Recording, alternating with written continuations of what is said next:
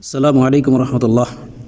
এতদিন ধারণা ছিল যে 10 টাকা একটা পণ্য কিনে 1-2 টাকা লাভ করে বিক্রি করতে পারার নাম হলো বিজনেস। কিন্তু ভাইরে ভাই, বিজনেস শিখতে এসে বেশ কিছু কয়েকটা কোর্স করা হইলো, বেশ কিছু বই পুস্তক পড়া হইলো, এখনও লার্নিংয়ের মধ্যে আছি।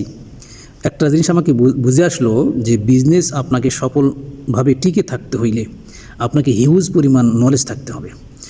যদিও রকেট সায়েন্স জানা জরুরি না, কিন্তু আইনস্টাইনের অসংখ্য কথা ফর্মুলা এই বিজনেসের মধ্যে আছে। আপনাকে যেমন ফিজিক্স, কেমিস্ট, সাইকোলজি, রাষ্ট্রনীতি, রাজনীতি এবং সমরনীতি সম্পর্কেও নলেজ রাখতে হবে। কারণ আপনি দেখেন মানুষের মেন্টালিটি বুঝে, মানুষের ব্রেন কিভাবে কাজ করে। আপনি দেখেন Pepsi, Coca Cola, KFC, Nike, Apple, Adidas, বিশ্বের বড় বড় যে ব্র্যান্ডগুলো, তারা সারা দুনিয়ার মানুষের ইমোশনকে নিয়ে কিভাবে তারা খেলতেছে। তারা সারা দুনিয়ার মানুষকে তাদের ব্রেনকে নিয়ে কিভাবে খেলতেছে। আপনি জানেন ব্রেনের 3টা লেয়ার আছে। একটা হলো বেসিক ব্রেন, একটা ইমোশনাল ব্রেন, আর একটা হলো রেপটিলিয়ান ব্রেন। তাহলে আপনাকে মেন্টালিটি জেনে অফার তৈরি করতে হবে। মানুষ কোন কথায় তারা অ্যাট্রাকটিভ হবে, মানুষ কোন রঙের প্রতি তারা আসক্ত ফিল করে, এই সমস্ত বুঝে আপনাকে ব্র্যান্ডের কালার, ব্র্যান্ডের টোন, ব্র্যান্ডের মেসেজিং, এই সবগুলো আপনাকে রেডি করতে হবে। এই প্রতিযোগিতার বাজারে তাদের সাথে টিকতে হলে আপনাকে লার্নিংয়ের কোনো বিকল্প নাই। আপনি ছোটো ব্যবসায়ী হইলেও আপনাকে লার্নিং দরকার আছে, আপনি বড় ব্যবসায়ী হইলেও লার্নিং দরকার আছে। লার্নিং টু আর্নিং, লার্নিংকে আপনাকে এটাকে অব্যাহত রাখতে হবে। তো যাই হোক, আমি একটা ছোট্ট প্রশ্ন দিয়ে শুরু করতে চাচ্ছি। আমাদের রাসূল সাল্লাল্লাহু আলাইহি ওয়াসাল্লাম তিনি আন্তর্জাতিক নবী, সারা দুনিয়ার সব মানুষের জন্য কিয়ামত পর্যন্ত যত মানুষ যে যেখানে যেই ভাষায় থাকুক না কেন, সবার জন্য তিনি নবী, অর্থাৎ তিনি ইন্টারন্যাশনাল নবী।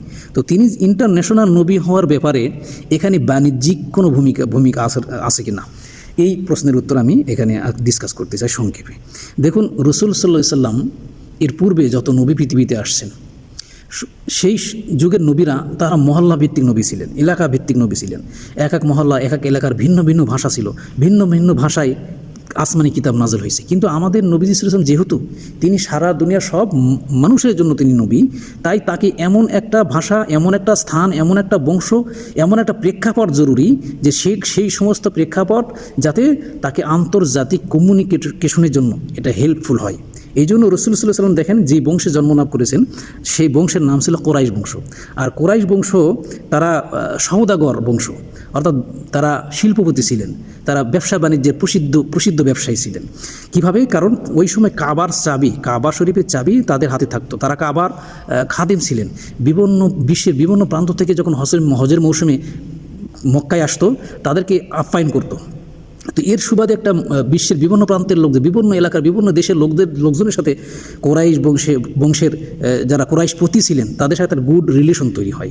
তো যার কারণে তাদের সিরিয়া, শাম, কুফা, তারপরে আপনার ইয়ামান, এই সমস্ত রাষ্ট্রের সাথে তারা শীত এবং গ্রীষ্মকালীন তারা এক একটা কাফেলা নিয়ে তারা অনেক পরিমাণ তারা মাল আনা নেওয়া করতো। রিহলাতা শীতা ওয়াস সাইফ সূরা কুরাইশের মধ্যে আছে।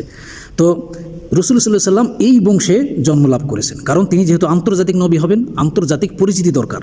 এবং তিনি যেই স্থানে জন্মলাভ করলেন সেটা মক্কা নগরী। আর এক্ষুনি বলা হইল যে মক্কা নগরী হলো ওই সময় একটা বিজনেস হাব, একটা বাণিজ্যিক এলাকা হিসাবে পরিচিতি ছিল সারা দুনিয়ায়। তো এই বংশে জন্মলাভ করেছেন এবং এই স্থানে জন্মলাভ করেছেন। এবং তার আব্বা আবদুল্লাহ তিনি যে মারা গেছেন যে সফরে, সেই সফরটা ছিল বিজনেস কাফেলা সফরে তিনি ইন্তেকাল করেছেন। এবং রাসূল সাল্লাল্লাহু আলাইহি ওয়াসাল্লাম নবুয়ত লাভ করার পূর্বে তার লাইফের অধিকাংশ সময় তিনি বিজনেসে কাটাইছেন, সফল বিজনেসম্যান হিসেবে তিনি পরিচিতি লাভ করেছেন। যেহেতু বিজনেসের মাধ্যমে মানুষের সাথে বেশি যোগাযোগ করতে হয়, তো যার কারণে তার অভ্যাস, তার আচরণ, তার সদাচরণগুলো মানুষের মধ্যে সহজেই এটা বিস্তার লাভ করেছে। যার কারণে তাকে কাফেররা পর্যন্ত, ইয়াহুদিরা পর্যন্ত, যারা পার্টনারশিপে বিজনেস করতেন রসুলের সাথে, তারা পর্যন্ত তার আচরণে আকৃষ্ট হয়ে তাকে আল আমিন নামে ভূষিত করা হয়েছে। কারণ তিনি অল্প সময়ে সারা দুনিয়ায় ইসলামকে তিনি প্রচার করবেন, এই জন্য তিনি আন্তর্জাতিক পরিবেশ এটা তার জরুরি ছিল। তো এই সফল বিজনেসম্যান হতে গেলে আমরা লার্নিং করতেছি, কোর্স করতেছি, সারা দুনিয়ার হাজার হাজার লাখ লাখ বই পুস্তক বের হয়েছে। আপনারা ইউনিভার্সিটি বড় বড় পিএইচডি করা হচ্ছে বিজনেসের উপরে।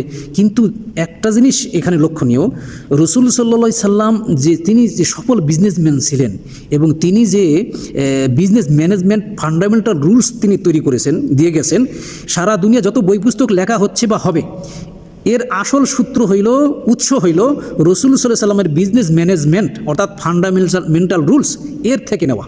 আমি যে কটা বই পড়েছি, যে কটা কোর্স করেছি, যতটুকু আমি জানছি, যে আমি এই কথা বলতে পারি নিঃসন্দেহে তারা যেই কথাগুলো বলেছে সেটার মূল সূত্র রসুল সাল্লাল্লাহু আলাইহি সাল্লামের বিজনেস ম্যানেজমেন্ট থেকে নেওয়া, রুলস থেকে নেওয়া। সাহাবায়ে কেরাম, তাবেঈন, তাবেঈন, চার মাযহাবের ইমাম, তারা সবাই বিজনেসম্যান ছিলেন। অথচ আজ মুসলমান বলতেই বিজনেস মানে ব্যবসায়ী জাতি। কিন্তু আজকে আমরা মনে করি বিজনেস, ব্যবসা এটা হলো দুনিয়া। কারণ এটা হলো ব্রিটিশ 200 বছর আমাদের শাসন করেছে।